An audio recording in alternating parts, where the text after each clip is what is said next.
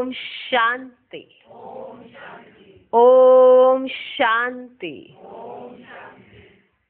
25 मई 2017।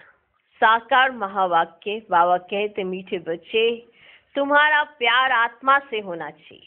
चलते फिरते अभ्यास करो, मैं आत्मा हूँ, आत्मा से बात करता हूँ, मुझे कोई बुरा काम नहीं करना है।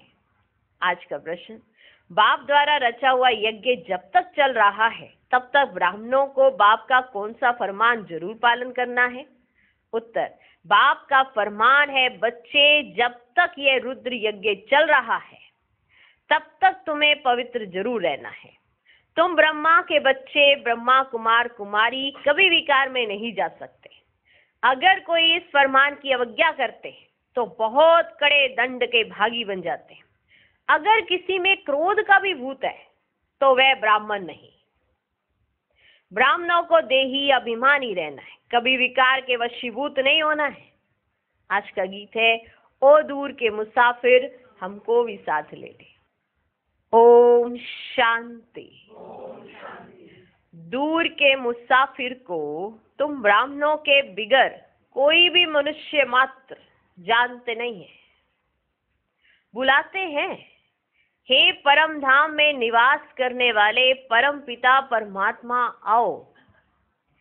पिता कहते हैं, परंतु बुद्धि में नहीं आता कि पिता का रूप क्या है। पिता कहते हैं, परंतु बुद्धि में नहीं आता कि पिता का रूप क्या है, आत्मा क्या है। बल समझते हैं आत्मा भृगुटी के बीच सितारे समान रहती है, बस और कुछ नहीं जानते। हमारी आत्मा में 84 जन्मों का पाठ भरा हुआ है। इन बातों का कुछ भी ज्ञान ही नहीं है। आत्मा इस शरीर में कैसे प्रवेश करती है यह भी नहीं जानते। जब अंदर चुरपुर होती है तब पता पड़ता है कि आत्मा ने प्रवेश किया। जब अंदर चुरपुर होती है तब पता पड़ता है कि आत्मा ने प्रवेश किया। फिर जब परम पिता परमात्मा कहते हैं तो यह भी आत्मा ही पिता कहती है। कौन कहती? आत्मा ही पिता कहती है। आत्मा जानती है यह शरीर लौकिक पिता का है। हमारा बाप तो वह निराकार है। जरूर हमारा बाप भी हमारे जैसा बिंदी स्वरूप होगा। उनकी महिमा भी गाते हैं। मनुष्य सृष्टि का बीज रूप ज्ञान सागर पतित पावन है। तो कितना बड़ा व छोटा है ये सबकी बुद्धि में नहीं बैठता है। पहले तुम्हारी बुद्धि में भी नहीं था कि हमारी आत्मा क्या है। बल परमात्मा को याद करते थे कि हे परम पिता, ऐसे करते थे ना, परंतु कुछ भी जानते नहीं थे। बाप तो निराकार है, फिर वह पतित पावन कैसे ठहरा? क्या जादू लगाते? पतितों को पावन बनाने जरूर यहाँ आना पड़ता है। जैसे हमारी आत्मा भी शरीर में रहती है, वैसे बाप भी निराकार है, उनको भी जरूर शरीर में आना पड़े। तब तो शिवरात्रि अथवा शिव जयंती मनाते हैं, परंतु वे पावन कैसे आकर बनाते हैं ये कोई भी जानते ही नहीं है। इसलिए कह देते हैं सर्वव्यापी।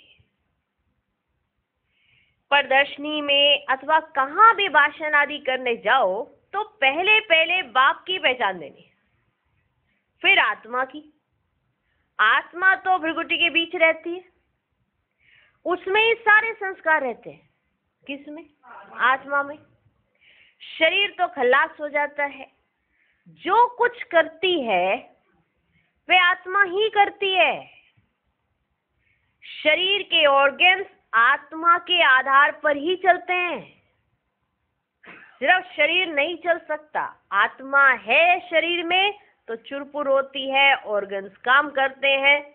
अगर आत्मा शरीर में है तो, अगर आत्मा शरीर से निकल गई तो सारे ऑर्गन्स खत्म हो जाते हैं, कोई काम नहीं करते। फिर उस शरीर में से बास आने लगती है, फिर इसलिए उसे जल्दी जल्दी जला देते हैं। शरीर के ऑर्गन्स आत्मा के आधार पर ही चलते हैं। आत्मा रात को अशरीरी हो जाती है ना, जिसे नींद कहते हो।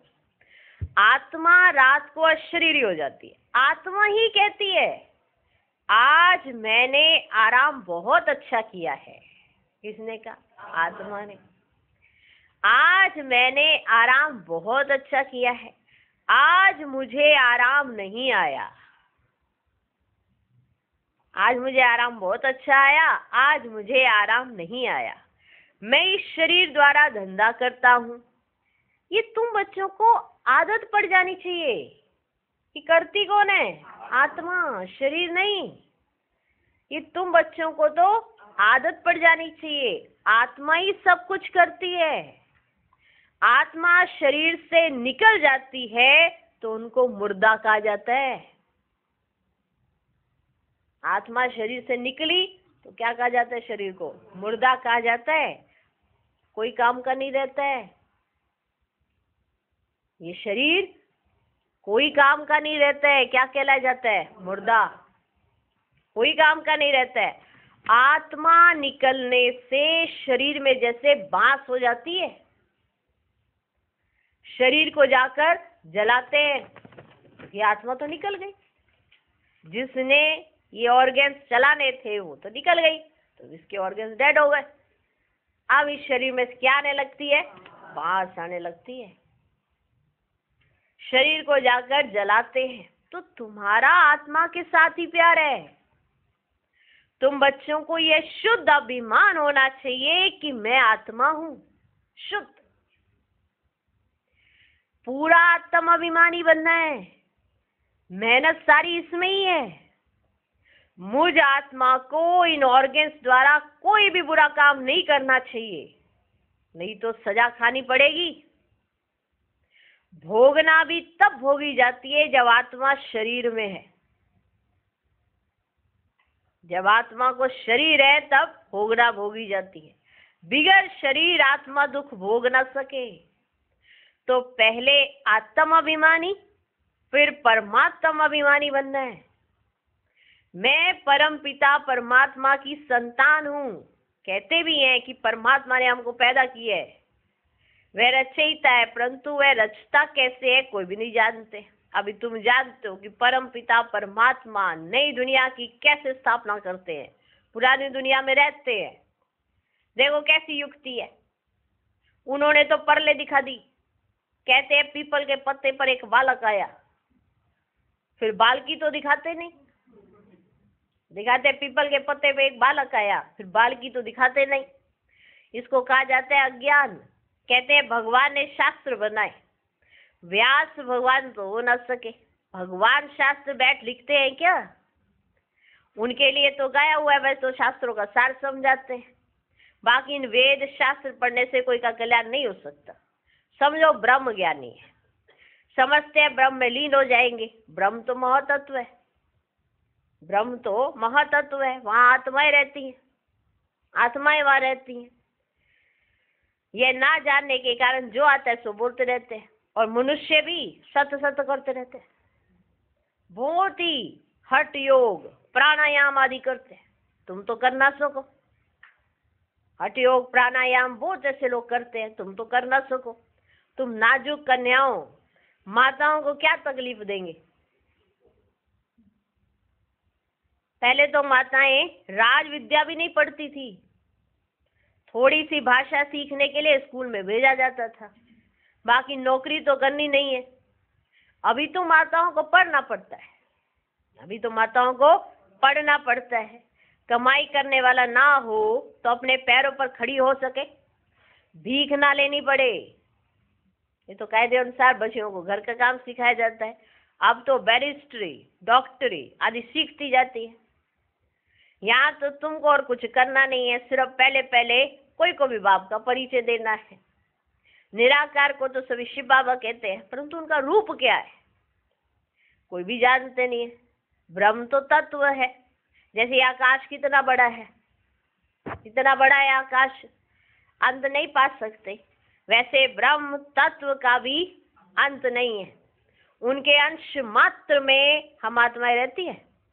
ब्रह्म तत्व के अंश मात्र में हम आत्माएं रहती हैं, बाकी तो पोलार ही पोलार है। सागर भी अथाह है, चलते जाओ, पोलार का भी अंत नहीं पा सकते। कोशिश करते हैं ऊपर जाने की, परंतु जाते जाते उनका सामान ही खुट जाता है। माना कोशिश करते हैं ऊपर जाए, फिर वहां से पता चलता है सामान ही कम है, और सामान लेके जाते हैं, फिर जाते हैं, फिर वापस आना पड़ता है क्योंकि सामान कम है। अब जाते रहेंगे, वापस आने का सामान अगर नहीं होगा तो ऊपर ही लटक जाएंगे, माना वहीं खत्म। तो इसीलिए उन्हें देखना पड़ता है, तो सामान ही उनका खत्म हो जाता है, खुट जाता है ना। समझ में आया? वैसे ही महातत्व भी बहुत बड़ा है, वहां जाकर कुछ ढूंढने की दरकार नहीं है, वहां आत्माओं को यह विचार करने की भी दरकार नहीं है। कहीं कहते हैं हम चलो परम धाम चलते हैं, यहीं बैठे परम धाम में देखेंगे इधर कौन बैठा है, इधर कौन बैठा है, या इधर कौन है। बाबा कहते वहां तो विचार करने की भी दरकार नहीं है। क्या? विचार करने की भी दरकार नहीं है। ढूंढने से फायदा ही क्या होगा? समझो स्टार्स में जाकर दुनिया ढूंढते हैं, परंतु फायदा ही क्या है? वहां कोई बाप को पाने का रास्ता ही नहीं है। भक्त भक्ति करते हैं भगवान को पाने के लिए, तो उनको भगवान मिलता है, वह मुक्ति जीवन मुक्ति देते हैं। ढूंढना भगवान को होता है, ना कि पुलार को, जहाँ से कुछ मिलता ही नहीं। इतना गवर्नमेंट का खर्चा होता है ना। यह भी ऑल माइटी गवर्नमेंट है। पांडव और कौरव दोनों को ताज नहीं दिखाते, बाप आकर तुमको यह सब बातें समझाते, जबकि तुम इतनी सब नॉलेज पाते हो तो तुमको तो बहुत खुश रहना चाहिए। अब इतना ज्ञान जिसके अंदर आ जाए तो उसे कितनी खुशी होगी। जब इतनी नॉलेज तुम पाते हो तो तुमको तो बहुत खुश रहना चाहिए। तो हमको पढ़ाने वाला बेहद का बाप है। तुम्हारी आत्मा कहती है हम पहले 100 देवी देवता थे, बहुत सुखी थे, बहुत सुखी थे, पुण्य आत्मा थे। इस समय हम पापात्मा बन पड़े हैं, क्योंकि ये रावण राज्य है, ये रावण की मत पर है। तुम हो ईश्वरीय मत पर। रावण भी गुप्त है तो ईश्वर भी गुप्त है। अभी ईश्वर तुमको मत दे रहे हैं, रावण कैसे मत देते हैं? रावण का कोई रूप तो है नहीं, यह तो रूप धरते हैं। रावण के तो सभी रूप है। जानते हैं हमारी आत्मा में 5 विकार है। हम आसुरी मत पर चल रहे हैं। जब ये पता है ना कि हम कौन सी मत पर चल रहे हैं, आसुरी मत पर, माना रावण की मत पर चल रहे हैं। मेल फीमेल दोनों में 5 विकार है। ये सब बातें मनुष्यों की बुद्धि में तब बैठेंगी जब वे जानेंगे कि हमको पढ़ाने वाला निराकार परमपिता परमात्मा है। परमात्मा निराकार है। जब वह साकार में आवे तब तो हम ब्राह्मण बने।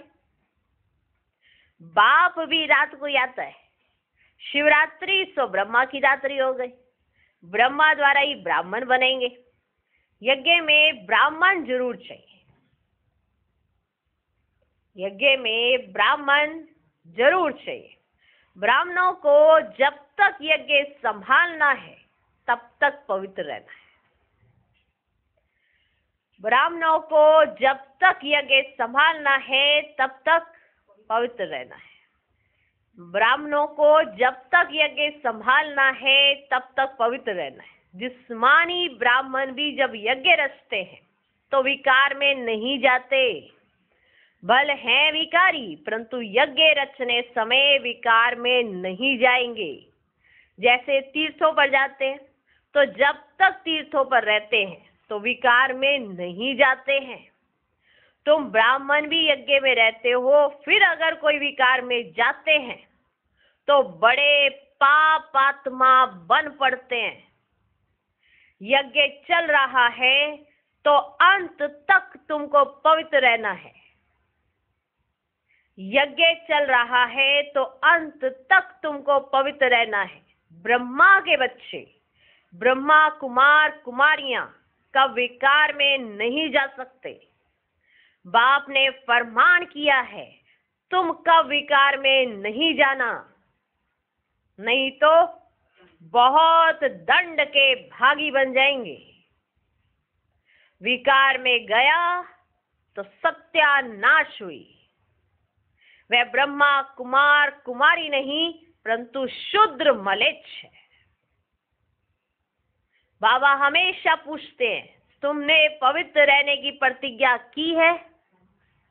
अगर बाप से प्रतिज्ञा कर ब्राह्मण बन फिर विकार में गए तो चंडाल का जन्म पाएंगे। अगर बाप से प्रतिज्ञा कर ब्राह्मण बन फिर विकार में गए तो चंडाल का जन्म पाएंगे। यहाँ वैश्य जैसा गंदा जन्म कोई होता नहीं। यह है ही वैशाल्य। दोनों एक दो को विष पिलाते हैं। बाबा कहते हैं माया भल कितने भी संकल्प लावे परंतु नगन नहीं होना है। कई तो जबरदस्ती भी नगन करते हैं। बच्चियों को ताकत कम रहती है। पवित्रता के साथ चलन भी बहुत अच्छी चाहिए। पवित्रता के साथ चलन भी बहुत अच्छी चाहिए। चलन खराब है तो वह भी काम के नहीं। पवित्रता भी हो और चलन भी बहुत अच्छी हो, और चलन अगर खराब है तो वह भी किसी काम के नहीं। लौकिक माँ बाप में विकार है तो बच्चे भी माँ बाप से ही सीखते हैं। लौकिक माँ बाप में विकार है तो बच्चे भी माँ बाप से ही सीखते हैं। तुमको पारलौकिक बाप तो ये शिक्षा नहीं देते। बाप तो देही अभिमानी बनाते हैं। कभी क्रोध नहीं करना। उसी समय तुम ब्राह्मण नहीं चंडाल हो, क्योंकि क्रोध का भूत है। कभी क्रोध नहीं करना। उसी समय तुम ब्राह्मण नहीं चंडाल हो, क्योंकि क्रोध का भूत है। भूत मनुष्य को दुख देते हैं। बाप कहते हैं ब्राह्मण बनकर कोई शैतानी काम नहीं करना है। ब्राह्मण बनकर कोई शैतानी काम नहीं करना है।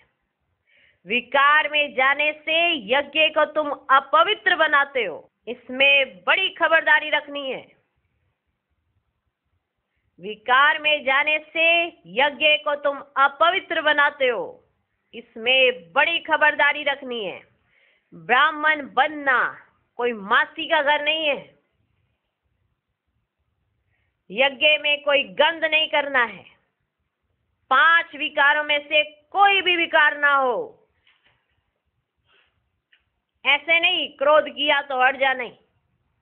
यह भूत आया तो तुम ब्राह्मण नहीं। कोई भी भूत आया तो तुम ब्राह्मण नहीं। कोई कहे ये तो मंजिल बहुत ऊंची है, नहीं चल सकते हो तो जाकर गंदे बनो। इस ज्ञान में तो सदा पवित्र हर्षित रहना पड़े। इस ज्ञान में तो सदा पवित्र हर्षित रहना पड़े। पतित पावन बाप का बच्चा बनकर बाप को मदद देनी है। कोई भी विकार नहीं होना चाहिए। कोई तो आते ही फट से विकारों को छोड़ देते हैं। समझना चाहिए हम रुद्र ज्ञान यज्ञ का ब्राह्मण हूं। हमारे से ऐसा कोई काम नहीं होना चाहिए जो दिल खाती रहे। दिल रूपी दर्पण में देखना है कि हम लायक हैं। भारत को पवित्र बनाने के हम निमित्त हैं, तो योग में भी जरूर रहना है। सन्यासी लोग सिर्फ पवित्र बनते हैं, बाप को तो जानते ही नहीं। हठ योग आदि बहुत करते हैं, पाते कुछ भी नहीं। तुम जानते हो बाप आए हैं शांति धाम में ले जाने लिए। हम आत्माएं वहां की निवासी हैं। हम सुख धाम में थे, अब दुख धाम में हैं। अब ये संगम, ये सिमरन चलता रहे तो भी सदा मुस्कुराते रहें। जैसे देखो ये अंगना बच्चा, बेंगलोर का एक बच्चा, ये अंगना बच्चा सदैव मुस्कुराते रहते हैं। बाबा कहने से ही खुशी में भरपूर हो जाता है। इनको खुशी है, हम बाबा के बच्चे हैं। तो आज बाबा ने अंगना बच्चा को याद किया। इनको खुशी है, हम बाबा के बच्चे हैं, जो भी मिले उनको ज्ञान देते रहो। हाँ, कोई हंसी भी उड़ाएंगे क्योंकि नई बात है, कोई भी नहीं जानते कि भगवान आकर पढ़ाते हैं, तो कोई हंसी भी उड़ाएंगे क्योंकि नई बात है ना। श्री कृष्ण तो कभी आकर पढ़ाते नहीं है। अच्छा, मीठे मीठे सिकिलदे बच्चों प्रति माता पिता बाप दादा का याद प्यार और गुड मॉर्निंग। रूहानी बाप की रूहानी बच्चों को नमस्ते। हम रूहानी बच्चों की भी रूहानी बाप को नमस्ते नमस्ते नमस्ते। Good morning good morning good morning. धारणा के लिए मुख्य सार, पहला पॉइंट, रुद्र ज्ञान यज्ञ का ब्राह्मण बनकर ऐसा कोई काम नहीं करना है जो दिल को खाता रहे। कोई भी भूत के वशीभूत नहीं होना है। दूसरा पॉइंट, पतित पावन बाप का पूरा मददगार बनने के लिए सदा पवित्र और हर्षित रहना है। ज्ञान का सिमरन कर मुस्कुराते रहना है। आज का वरदान, मन बुद्धि संस्कार व सर्व कर्मेंद्रियों को नीति प्रमाण चलाने वाले स्वराज्य अधिकारी भव। स्वराज्य अधिकारी आत्माएं अपने योग की शक्ति द्वारा हर कर्मेंद्रिय को ऑर्डर के अंदर चलाती है। ना सिर्फ यह स्थूल कर्मेंद्रियां, लेकिन मन बुद्धि संस्कार भी राज्य अधिकारी के डायरेक्शन अथवा नीति प्रमाण चलते हैं।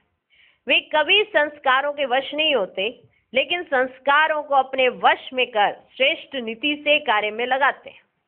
श्रेष्ठ संस्कार प्रमाण संबंध संपर्क में आते हैं। स्वराज्य अधिकारी आत्मा को स्वप्न में भी धोखा नहीं मिल सकता। आज का स्लोगन, निर्माणता की विशेषता को धारण कर लो तो सफलता मिलती रहेगी। ओम शांति, ओम शांति।